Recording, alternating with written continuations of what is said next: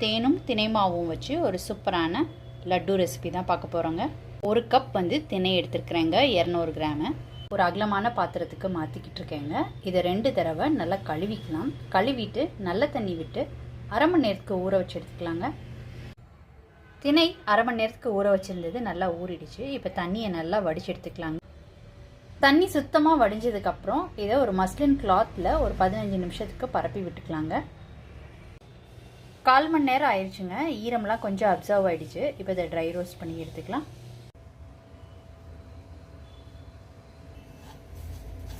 அடுப்பை மிதமான தீயில வச்சுட்டு ட்ரை ரோஸ்ட் பண்ணிக்கலாங்க.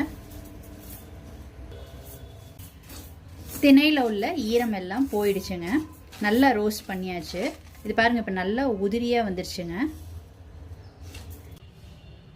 ட்ரை ரோஸ்ட் பண்ண திணையை ஒரு பிளேட்டில் கொட்டி ஆற வச்சுருக்குறேங்க. இது நல்லா ஆறட்டும். ஆறுனதுக்கப்புறம் இதை பவுட்ரு பண்ணி எடுத்துக்கலாம். இப்போ இதை பவுட்ரு பண்ணி எடுத்துக்கலாங்க. இந்த மாதிரி ஃபைன் பவுடராக அரைச்சி எடுத்துக்கோங்க. ஒரு மிக்சிங் பவுலில் அரைச்சதை சேர்த்துக்கிட்டு இருக்கேங்க. இதில் 2 ஸ்பூன்லேருந்து 3 ஸ்பூன் நெய் சேர்த்துக்கலாம்.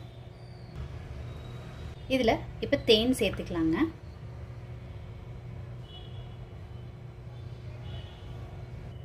ஏலக்காய் தூள் சேர்த்துக்கிறேங்க. இப்போ இது எல்லாத்தையும் ஒன்று சேர்த்து மிக்ஸ் பண்ணிக்கலாங்க. உங்களோட ஸ்வீட்டுக்கு ஏற்ப தேன் வந்து கலந்துக்கோங்க. கட்டி இல்லாமல் நல்லா ஊற்றி விட்டிங்கன்னா நல்லா உதிரி உதிரியாக வந்துடுங்க. தேனும் தினைமாவும் முருகன் சுவாமிக்கு வந்து ஒரு நெய்வேத்தியமாக நீங்கள் வைக்கலாங்க. சூப்பராக ரெடி ஆயிடுச்சு. மீதம் இருக்க மாவு வந்து உருண்டைகளாக பிடிச்சிக்கலாங்க. உருண்டைகளாக பிடிச்சோன்னா சின்ன பசங்களுக்கு கொடுக்கும்போது அவங்க செதறாமல் சாப்பிடுவாங்க. ஸ்வீட்டுக்கு வந்து தேவையான அளவு தேன் சேர்த்துக்கிட்டோங்க. இப்போ வந்து இதை உருண்டைகளாக பிடிக்கணும்னா இன்னும் கொஞ்சம் நெய் சேர்த்தா தான் வந்து ஈஸியாக உருண்டைகளாக பிடிக்க முடியும். அதனால இதுக்கு தேவையான அளவு நெய் சேர்த்துக்கிறேன். இதை மிக்ஸ் பண்ணிவிட்டு கொஞ்சம் எடுத்து பிடிச்சி பாருங்கள். இந்த மாதிரி பிடிக்க வருதுங்க. இப்போ உருண்டைகளாக உருட்டிக்கலாம்.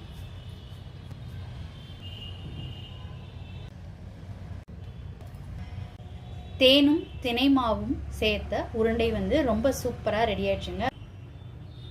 தேனும் தினைமாவும் வச்சு ஒரு சூப்பரான நெய்வேத்தியம் ரெசிபி ரெடி பண்ணியாச்சுங்க. இது ஒரு நல்ல ஈவினிங் ஸ்நாக் ரெசிபியும்